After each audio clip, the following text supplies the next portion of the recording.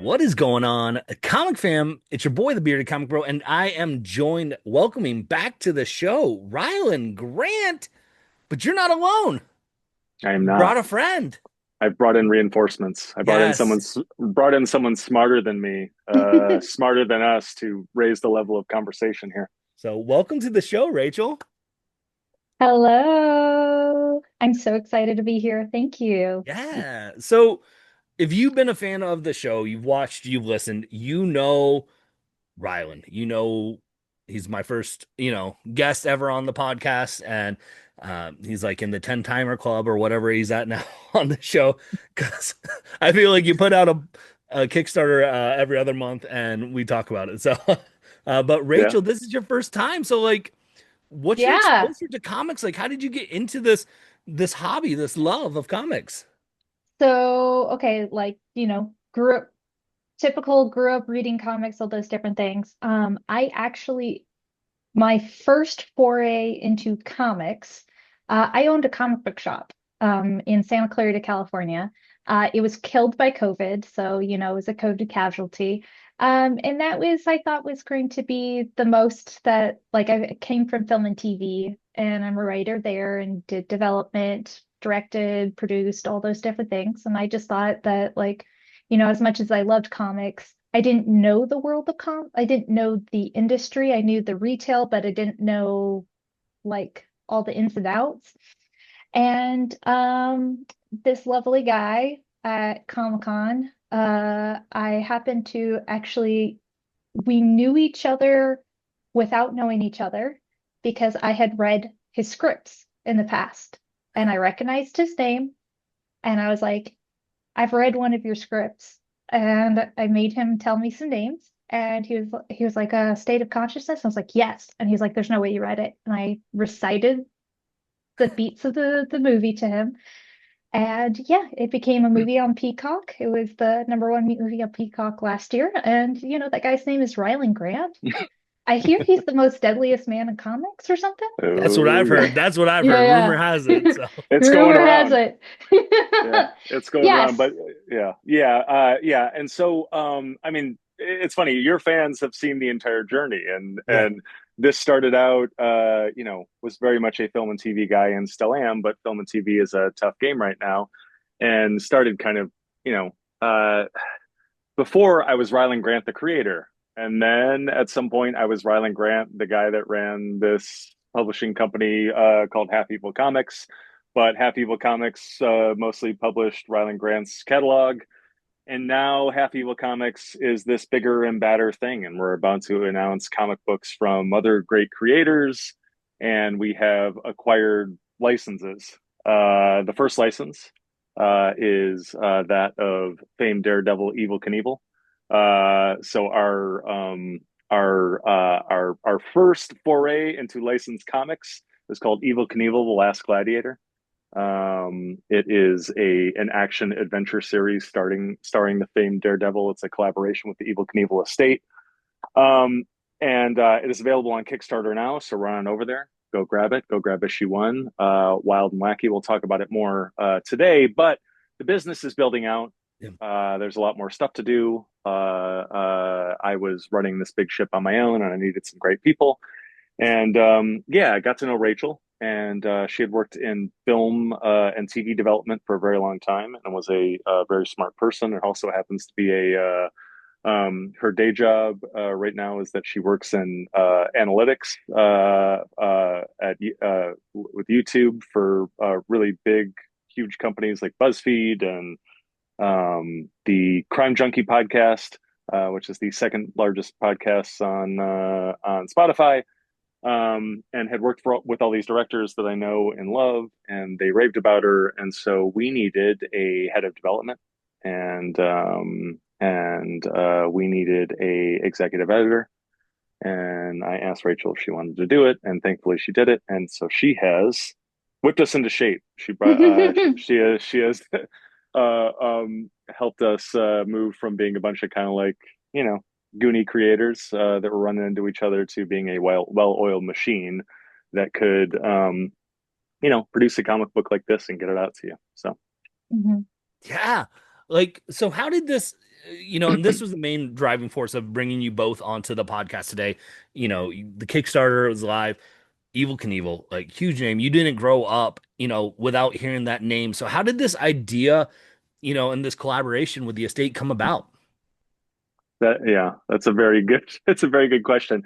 When I would come on shows like this, very often, I would get asked certain questions. You create comic books, and then people like those comic books, and maybe you win an award or two, and people realize, oh, he's pretty good at this. And the first question they ask you is like, okay, well, what do you want to write?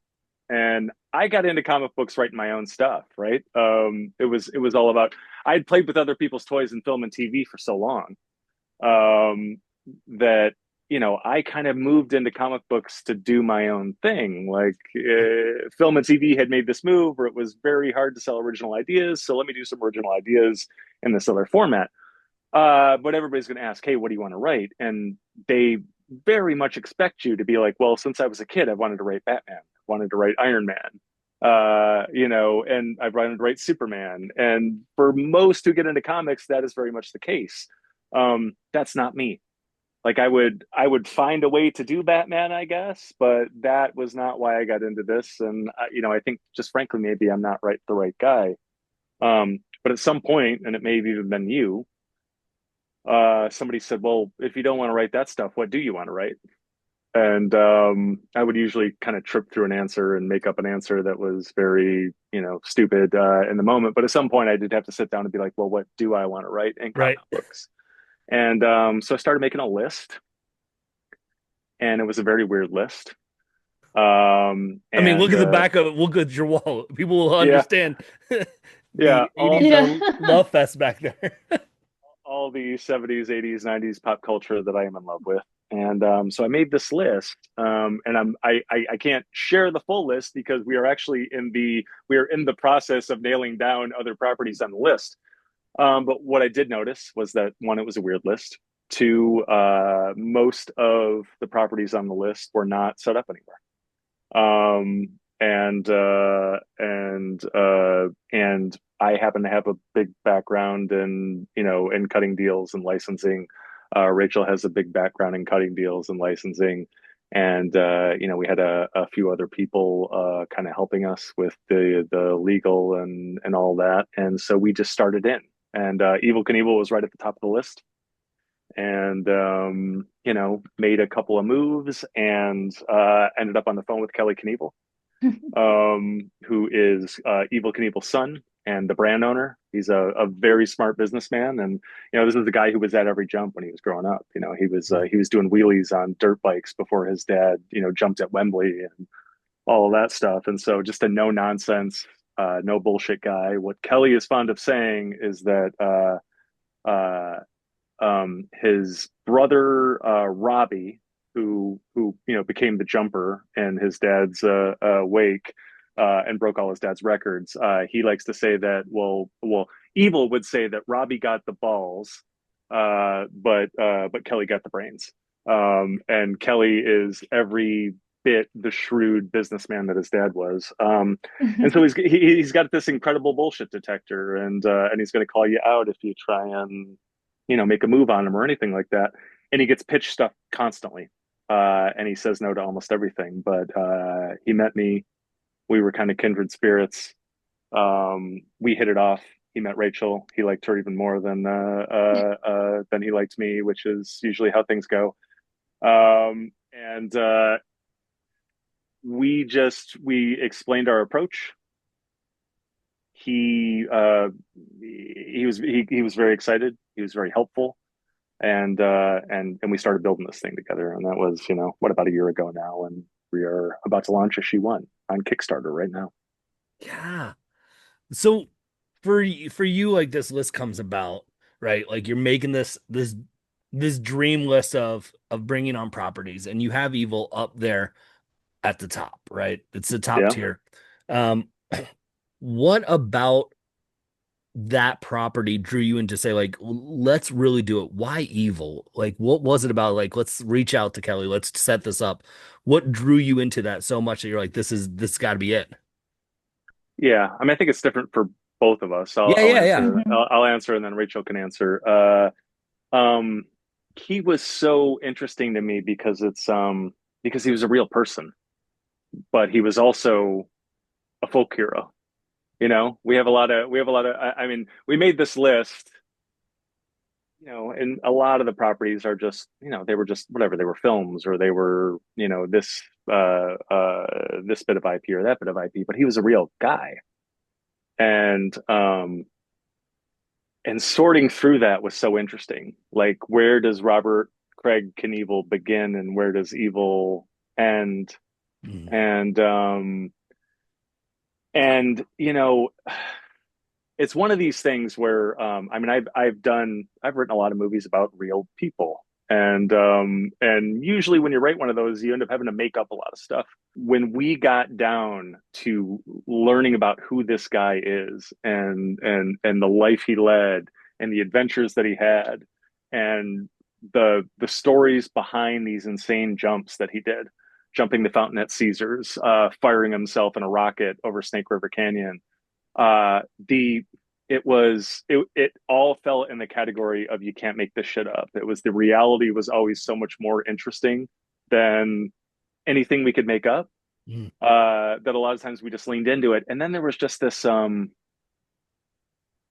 where it's like, there are like, let's say you pick the 10 best Evel Knievel stories, and then you go around to all the experts or whatever, even people that were there, even family members, and you get that story from 10 people. You're going to get 10 different versions of the story also, you know Yeah. and the guy he knocked out was 6'2" in one story, and then he was 6'5" in the next story. He was 150 pounds in one story. He was 250 pounds in the other story. The way that reality became folklore, Mm. and we're adding this new layer to it, and we're doing some other cool stuff with it. But that was the thing, is he was just such an enigma, and he was a real life superhero. Mm. uh he didn't really have to fictionalize any of it, because the adventure was already there. Yeah. Yeah, what do you think, Rachel? Yeah, so unlike like I didn't grow up like I know Riley didn't even grow up when he was jumping. He had been retired long before Riley was introduced to him, but I didn't even grow up watching I wasn't aware of like Wild World of Sports or anything like that when I was very little. My first introduction to him was actually the movie Hot Rod. Um, and like I watched that movie because my dad was really excited about it because my dad was a huge Evel Knievel fan. My dad rode a motorcycle for pretty much his entire life because of Evel Knievel. And like, so it was something that I then, we watched together. I then learned more about him. And then it just kind of went into the like, oh, that's cool, and put on the cool shelf of your brain, but you're like, not Mm. nothing that you're going to do with it. Riley then gives me, oh, we're going to do something like I'm going after Evel Knievel. And so I then had to do a lot of research into all the stuff that goes into acquiring a property is like Mhm. a bunch of people don't even see all these like documents that you go back and forth with people with, and you're trying to like show them the pitch and the ideas and like so, but in order to get there, you have to do all this research into understanding this person. And I started like, it was just sharing the knowledge and his history together. And as I'm getting to know this guy, I'm realizing just how like important he's becoming to me. Mm. Um, and I am someone that has had like, you know, I like even funny enough, this is like we're gonna go into like behind the scenes. Just this past week, I ended up in the hospital. I'm okay, but it was one of those things where I'm like texting Riley, like I'm like, I promise you I'm gonna get this stuff done. Like, don't worry. And I'm like working from my hospital bed because like, but that was to me the reason why I was so fired up to do that with Mm. Evel Knievel. Yeah. because like I had been researching and seeing like, oh, he would have a jump like in 1970, like four, he would have a jump on August 20th, but then he would break, it would like list broke wrist August 20th, but then he had another jump on September 9th.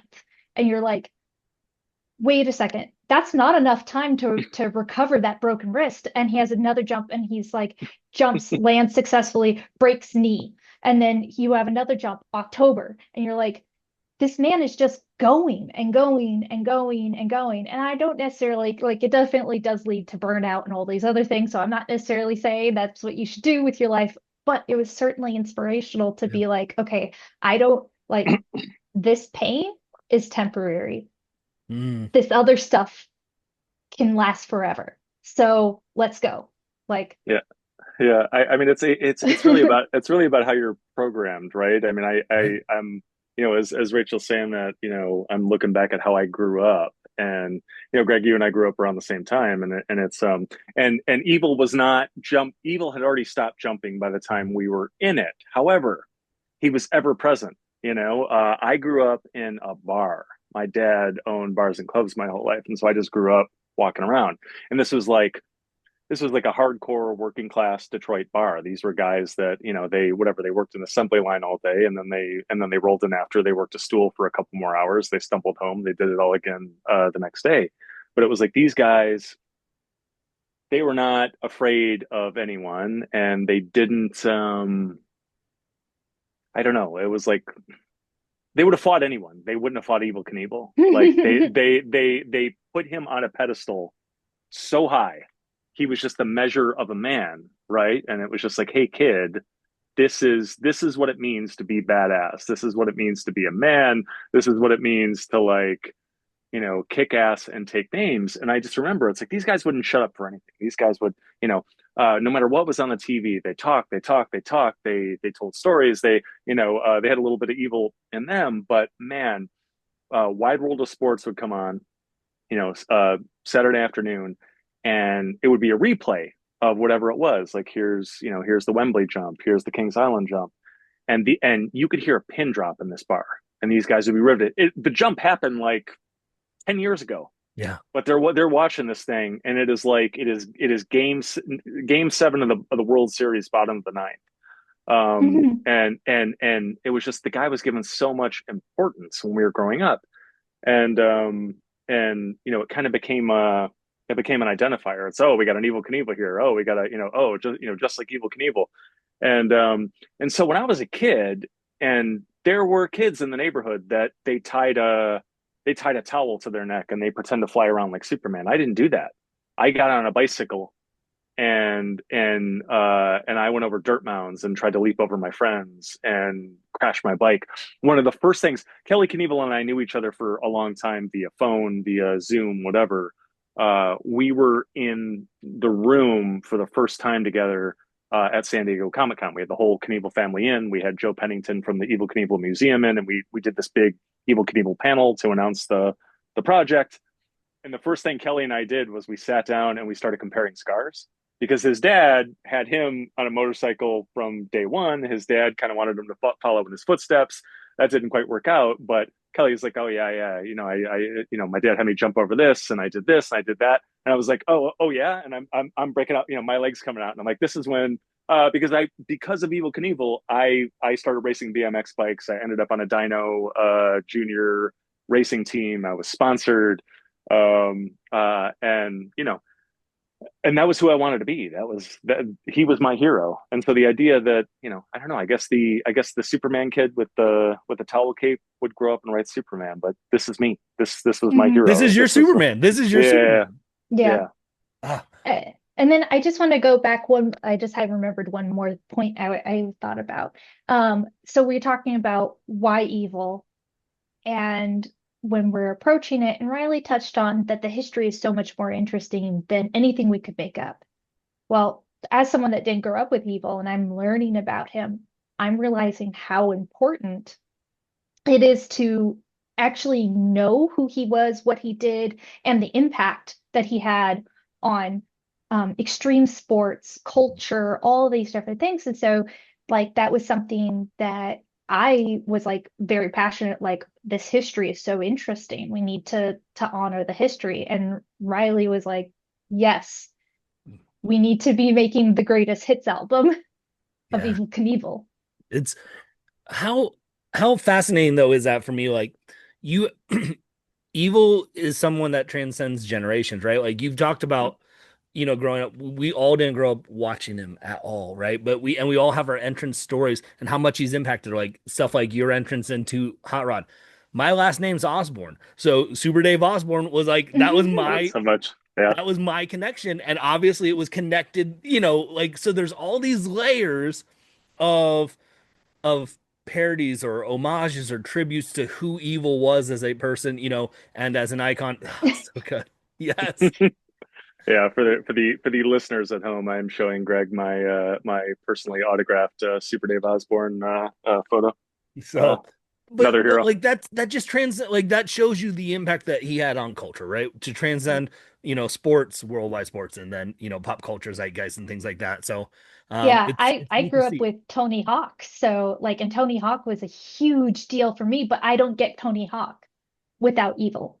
Yeah. So like I I as much as like I owe my the things that I did that was reckless as a child to Evil Knievel, even though I didn't see Evil do it. I saw Tony Hawk do it, and I was like, oh yeah, I want to go to a school and try to like grind on on things over there. But that's that's the impact that Yeah. Evil Knievel had. You don't get Excite Bike without Evil. There's no way. Yeah. 100%. Yeah, it's a lot of evil Knieveling. Yeah, but I mean the history is wonderful, and I had there was this thing that happened where right before I decided to do this, I was writing Fa Sheng Origins for Immortal Studios, and I've talked about that book on the show before. Mhm. And that was such an interesting trip because it was like, well, Immortal Studios is a wuxia kung fu comic book imprint at Dynamite. Wuxia kung fu is magical martial warriors like Crouching Tiger, Hidden Dragon. Um, but they came to me and they wanted me to do this book that was set during the Boxer Uprising in China, right around 1900. And the idea was, well, deal with the actual history of it, but insert the magical martial warriors from the label from the book. Um, and so it became this kind of interesting fit of historical fiction, right? Where it's like, well, there's all this amazing history. You had all these European countries who were trying to carve up China, and China was fighting back, and all of the history, all of the culture, all of the politics, the religious dynamics, all of that stuff. We dealt with that as seriously as possible. Mhm. And it was all dead on. But then you have these magical martial warriors in the middle of it, and it was just such an interesting mix. And so when I went to Kelly Knievel, I mean Kelly's first question, like it would be from anyone, is, well, what's the story? And we had to figure that out over time. The initial pitch was that we were going to make him an adventurer, right? I saw it initially as kind of like a Santo movie. Do you remember the Santo movies? Santo, for the uninitiated, is a luchador, a Mexican masked wrestler. And he was an actual wrestler, but he also starred in these movies. And the idea was he played himself in the movies. His wrestling show would roll into town. Some fit of evil would besiege the town. Sometimes it was cartel members. Sometimes it was a mummy. Dracula. Yeah, sometimes it was Dracula. Sansa would have to rid the town of the evil. He would do his show, and then they'd pack the ring up. They'd move to the next town, and it would repeat. It was almost like the A Team to a degree. But and this approach to evil is not unprecedented. I mean, there was a pilot, an Evel Knievel pilot in the '70s starring Sam Elliott. That was kind of like this, where he's traveling with the show. There's kind of like in almost like Jim Rockford style drama. There's some fit of crime happening in the town. Evil helps solves it, knocks out the bad guy, beds the hot girl, and then rolls out of town and does it again. There was another movie in the '70s called Viva Knievel, where Evel Knievel plays himself. And Leslie Nielsen is the antagonist. He is an evil drug smuggler who is trying to smuggle drugs in from Mexico. He's trying to use Evel Knievel's show to kind of like hide it and bring it in. My Uh, favorite about Viva Knievel is that the sidekick is Gene Kelly. it's really amazing. Uh, uh, and so, so not unprecedented. And so the idea is like, well, what if we could do something like that in comics, which sounds kind of awesome. And my initial pitch is like, okay, well, what is Evil's Smokey and the Bandit? What is his No Country for Old Men, right? And let's make it Billy Jack. Let's make it, and this kind of grimy 70s crime thriller type thing where he's knocking bad guys out and bedding women is was like Kelly got that. And I think everybody I told got that. Um but as we got closer to it, and I started talking with fans and pitching it with fans, and I would hear like, well, is he gonna jump at Caesar's Palace? And is he gonna do this? Is he gonna do that? And then I realized it's like, well, like when you go to see Journey Creed in concert or something like that, you don't want to hear stuff off the new album. You want to hear the hits. And it became very clear that it's like, well, fans are gonna want to see they're gonna want to see the greatest hits album. They're gonna want to see Caesar's Palace. They're gonna want to see Snake River Canyon. They're gonna want to, and so that soup sort of simmered and bubbled, and we built flavor for a while. And I'm like, well, what if we did everything we were gonna do, but we just set it against the backdrop of the real history. And so our first arc is called The Last Gladiator. It starts with him jumping at Caesar's Palace, and it ends with him jumping at Snake River Canyon. We deal with a ton of the actual history. We hit all of these amazing points in between when he fights the biker gang. He fights a Hell's Angels like biker gang at the Cow Palace. His infamous $1 million party in Butte, Montana, before the Snake River Canyon jump. We hit all these kind of amazing hotspots and there are all these little historical Easter eggs. We honor the history, but there is this adventure. There's this thing happening in the background. We have him tangle with an outlaw motorcycle club, and he did that in real life his entire life, and right down to brawling with them at the Cow Palace, and then he had to ask them to be security right after Altamont at Snake River Canyon. And so we explore all this stuff and the history and people who knew him and loved him growing up. They get the greatest hits album and they get to relive everything. And folks who are new to Evel Knievel and they don't know the history, they're taught the history. They're handed this big beautiful package that tells you why this guy was awesome and why you should care about him. And then we can do our Smokey and the Bandit afterwards. It's not unlike, this is a really strange comparison, but it's not unlike the Assassin's Creed video games. Where like, because like they like all of a sudden you're having to deal with all this real history that happened in the Renaissance or in the American Revolution or all these different things. And I like, again, sometimes like a video game or a comic book or a movie or whatever, for me at least, has always like, I'd be like, ah, what is this tank that Michael and like that Leonardo DiCaprio, not Leonardo DiCaprio, Leonardo da Vinci made? And I would actually go look it up, and I'd be like, oh my God, he really did invent a tank Right? in the Renaissance. And so that's incredible. And I feel like this is um, the same thing where like I'm so excited to go, this was real. This was real.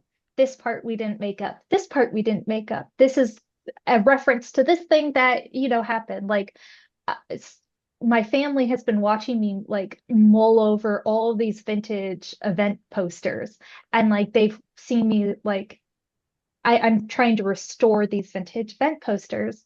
And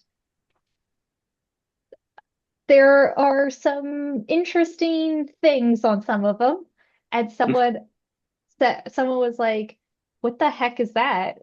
Uh, Butch is a yeah. Yeah, What's yeah, yeah. yeah. Butch was a little person. Yeah. He was known. His stage name was Butch the Midget Daredevil, and Yeah. he was a an Evel Knievel mini me, and so Evel would do a stunt on a full size bike, and then Butch would do a stunt on a mini bike. And So go ahead. yeah. So I'm making this poster that says Butch the Midget Daredevil, and everyone's like looking at me like, what are you doing? Like, It's no lo- Rachel. And I'm it's no like, longer the preferred nomenclature. I'm like, no, no, no, I know. I'm not trying to be offensive. It's just the actual I'm restoring this vintage poster, and that's what it says. Oh wow. That's been this wonderful thing. It's like, I mean, you talk about building the Kickstarters. We don't need to, we don't need to get too much into what's in the Kickstarter, but there's just all this really interesting historical stuff where we have gone in and restored event posters that kind of didn't exist Mhm. too widely after this. And there's just a bunch of fun Evil Knievel stuff that like hasn't existed or hasn't existed for a long time or that we're restoring. So you get the comic books, but it's really this big nostalgia trip. There was never an Evil Knievel fan club formally. And so we have, as a part of this whole endeavor, there will be 5 Kickstarter campaigns for the first series, one for each of the first 4 issues, and then another for the collected edition. Issue one campaign is going on now. Go check it out on Kickstarter. But everybody who pledges the campaign becomes a member of the Evil Knievel Brass Ball Society, and you get a beautiful, suitable for framing certificate and a membership card that declares unequivocally that you have giant brass balls, just like Evil Knievel, and that you have subscribed to living your life. Um, willing to take the risk, and when you fall down, you get back up, and all of these things. And so we have this kind of adult themed Evil Knievel fan club. The swag is amazing. There will be people who will pledge the campaign just to get the fan club stuff because it's cool. It's pretty funny. It's so good. Well, I love that, like, just hearing both you talk, like there's a passion behind it, right? And obviously it makes sense. And if, reaching out to Kelly, and Knievel's estate, like they probably sense that right off the bat. So my question, I guess, would like, as both of you, like, Rylan, I know you said like you were doing licensed stuff in the movies and stuff, and now you wanted to tell your own story. So how has this process been, kind of like dipping your toe into the world of license in the comic book form compared to like doing Aberrant, right? Doing the jump, doing whatever you wanted to do. Yeah, that's a good question. I mean, it has been this has been a lot of fun. It's just been fun, I mean, I obviously, like you pointed it out, my office is like a pop culture museum, and getting to grab one of my top 5 characters ever and kind of play with them has been a dream. Um, in my my film career has been kind of, again, like getting to work with the directors of the Fast and the Furious movies. That's just fun. It's of course I'm not going to stop doing the jump or doing the breach or doing the peacekeepers, doing my stuff, but also doing this. I have these two selves that need to be fed, Mm. right? And this is I don't know, like I'm kind of made to do this, and it has been. Here's the thing: is like you worked with a license. If you work with a licensed property at a big Hollywood studio, there are like 50 cooks in the kitchen, and you get noted to death. And a lot of times, all of the life and all of the love and all of the all the good stuff gets bled out of it. Um, there have been, I don't know, 3 cooks in this kitchen. Like, you know, uh, I I conceive something, I run it by Rachel, I get some great notes, I incorporate them, it goes to Kelly, and and Kelly is you know, his notes are all like my dad wouldn't say it that way. My dad would say it this way. Mm. Or actually this reminds me of a story that I haven't told you yet. When he was in Cleveland, like you're writing about here, this crazy thing happen. I'm like, oh shit, that's actually better than again. Wait, let's do that. And so it is a all came to the table. It's not about ego. It's not about Right. whose idea wins. It's about the best idea winning, and the best idea is Mhm. the one that honors the man, whether it's literally or spiritually or whatever. Yeah. Um, Mhm. and so it is a small group of people that are all moving in the same direction, and they all want the same thing. And so we told a damn good story, and we had a lot of fun doing it. And so Yeah. yeah, it's yeah, we'll see. I mean, hopefully, it'd be amazing to be amazing. Like if I could just make a living doing this, I don't know why I would do anything else because this has been some of the most fun of my career, even though it's been difficult. I mean, we conjured this out of thin air while we were basically like getting a company up on its feet, and I'm still, I had to do this today. We are building the campaign still because we're recording this before it launches. But by the time you're listening to this, it's launched and it's beautiful, and we did a wonderful job. It looks so Uh, good. I'm picturing it now. but but I spend a big chunk of my morning doing like funding calls, investor calls, stuff like that. You know what I'm saying? So there's all this CEO business that has to happen now. That takes you away from the kind of glee of being the creator and playing with the toys, but also, you know, I have these I have these long stretches where I just kind of get to play with the toys, and I'm excited to. I mean, we spent this last week making like Evel Knievel skateboards and Evel Knievel enamel pins, and like it's not just I didn't just get to tell the story. We got to like build products that I would actually use and love. Like if they had these Evel Knievel skateboards when we were growing up, I would have like knifed a kid in an alley to This get a was hold of your one. starter jacket. Yeah, yeah, This exactly. was your Charlotte Hornets starter jacket. Yeah, Yeah. and again, it's like I mean, right behind me, that is an original Snake River Canyon Evel Knievel event poster. Um, but we made two event posters that we restored them that you just couldn't get a hold of. And they're wonderful, and I can't wait to get them printed and have them on the wall. Like, um, we made stuff that in our wildest dreams, like we couldn't get a hold of, and we're going to bring it to people. And there are tons of Mhm. Evel Knievel fans that are going to love us for it. And so I don't know. That's exciting. We kind of became like a toy company and a historical document restoring company and an archivist, and I don't know. It's Yeah. it's been fun. Yeah. So Rachel, for you, like with you're stepping into this role here, at Half Evil Comics, and and where is it for you of like, getting to get these notes, right? And get to have your input into this project. Like, how has that experience been for you, kind of saying like, Hmm. have you thought Yeah. about this angle and things like that? Yeah. So okay.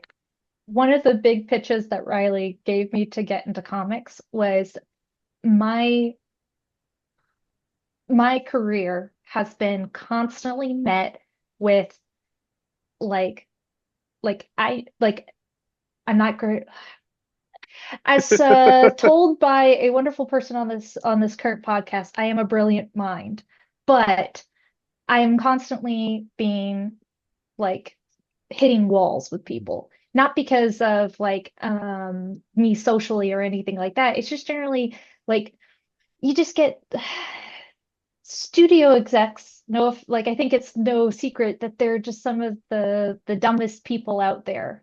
Like they just are. Yeah. Like and you like I would get notes that just didn't make like you joke about like, oh well, kids love dolphins. There should be dolphins in this. And it's like we that's a joke, but it's rooted in like fact.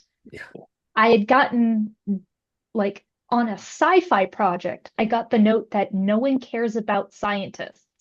And I was like, what do you mean no one cares about scientists? Well, the main character shouldn't be a scientist because no one cares about them. It's sci-fi. Right. I like, Science is right in the title. yeah. And so having like that was one of the pitches that Riley, kind of got me with was, hey, I'm going to value your opinion.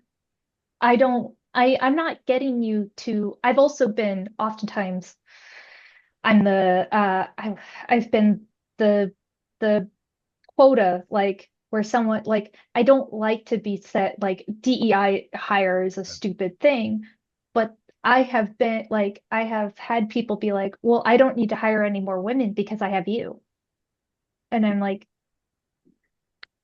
that doesn't, like, that does, no, Yeah. I don't speak for all women.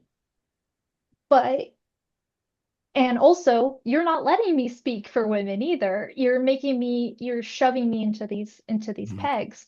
And so that was something that Riley was like, I'm not going to make you do. Like any note that you give me, I'm going to like if I push back, it's because I need to understand more where this note is coming from. It's not because I disregard you and disregard what information you're bringing me. Right. So that was really important. And then I I'm not gonna like this is a different time. The 70s was a different time.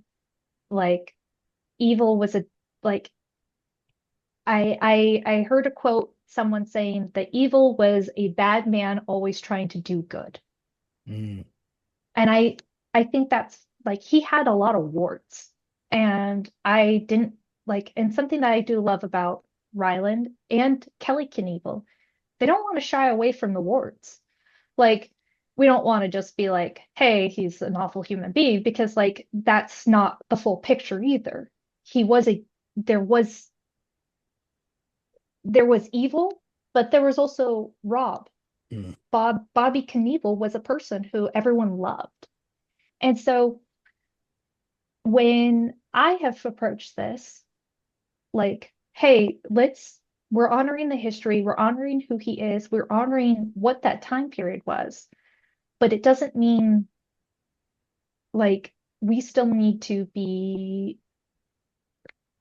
like I it's this very like nuanced fine line because we Mm. don't want to I know that there's a lot of evil fans out there that have been like they better not make it woke.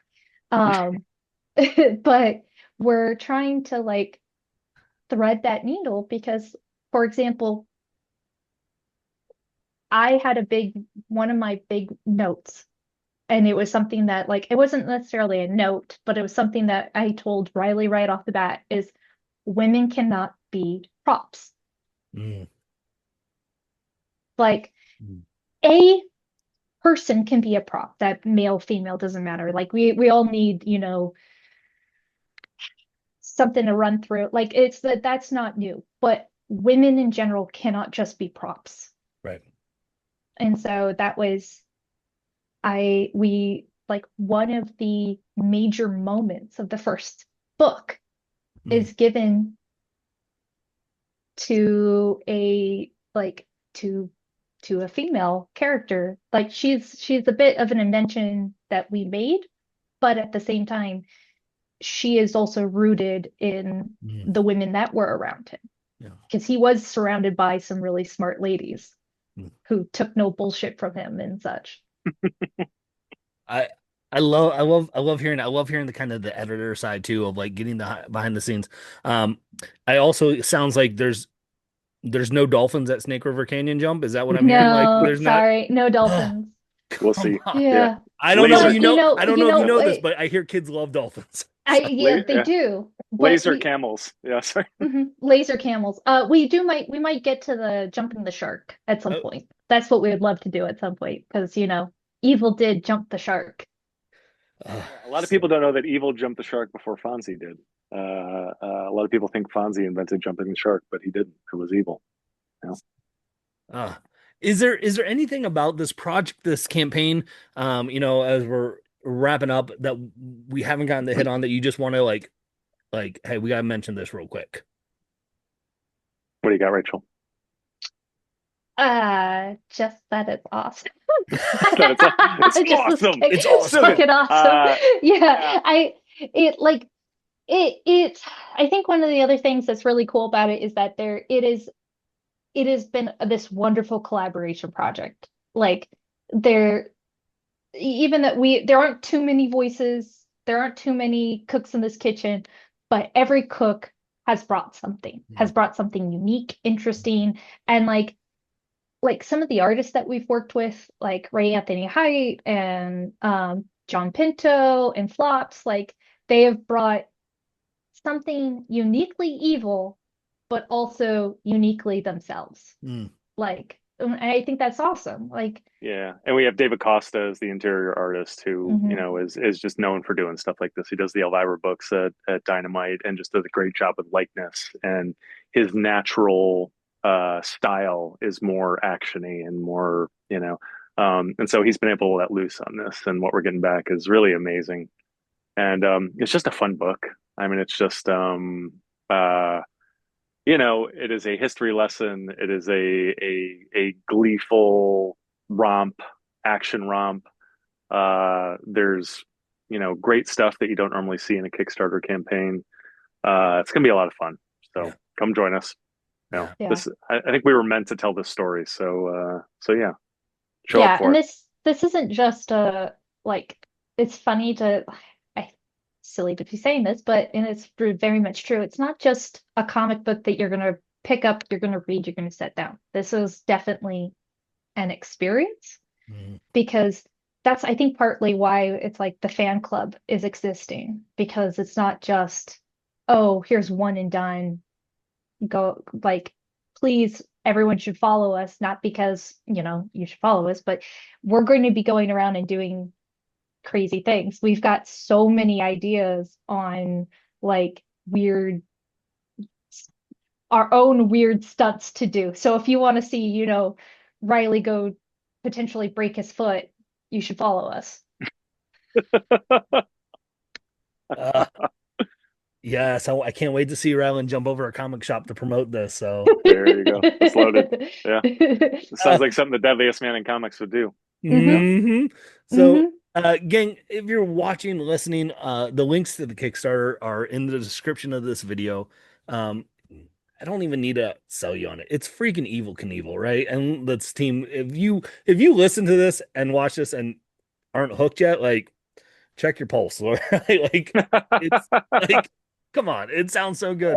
Where can people follow along with both of you just to stay up to date with what you're working on and things like that? Go ahead, Go ahead Rachel. and you start. Oh, you want me to start? Okay. Yeah, you start. I am Miss Free Row on pretty much everything. So it's MS and it's most likely it's period. MS period Rero, Reeroe. That's my family's nickname for me. Came from my 3-year-old cousin who could not say Rachel, so she called me Rero. Um, and so you can find me there. I'm on Instagram, Blue Sky, Facebook, not Twitter, but Reddit, Threads. I think I'm on Very well. Threads.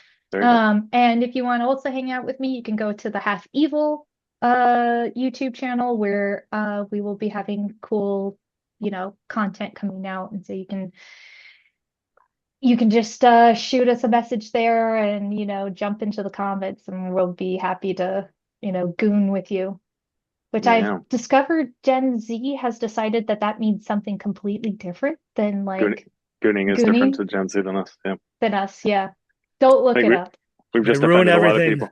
Those They do ruin Yeah. kids. everything. I am at Rylend Grant on all forms of social media. That is RYLENDGRANT. If you are just listening, I have to spell it because it's not a real name. My parents just drunkenly arranged letters and saddled me with it. And so now I have to spell it for all of you. We are also at Half Evil Comics on all forms of social media, but tons of Evil Knievel stuff coming. You know, updates on the books you love, The Jump, The Peacekeepers, The Breach, everything else. Banjax is coming to crowdfunding in a really wicked, twisted way pretty soon. That'll be one of the next things we're doing. We're doing a book with David Avalone, also of Elvira fame, that is kind of wicked and awesome and has like a pop culture tie into it. Happy Evil Comics has a lot of cool stuff coming. So we'll have more to talk about here, but lots to talk about on social media. So go check it out and go over to Kickstarter right now. Hit the Evel Knievel campaign, and I don't know, get yourself a skateboard, and just don't get knifed for it when you're out there. Just avoid Ryland, you won't get knifed for it. So, well, thank you No, both just for I'm printing them. I got my own, so yeah, it's not going to be me, but it'll be somebody else if you're not careful. so good. Well, thank you Sorry, I both just for interrupted. taking some time talking about comics with me. Go back to Kickstarter. Like I said, links are in the description of this video or wherever you're listening via podcast. And with that being said, hopefully you can find some time to curl up, grab a book, and nerd out. Peace.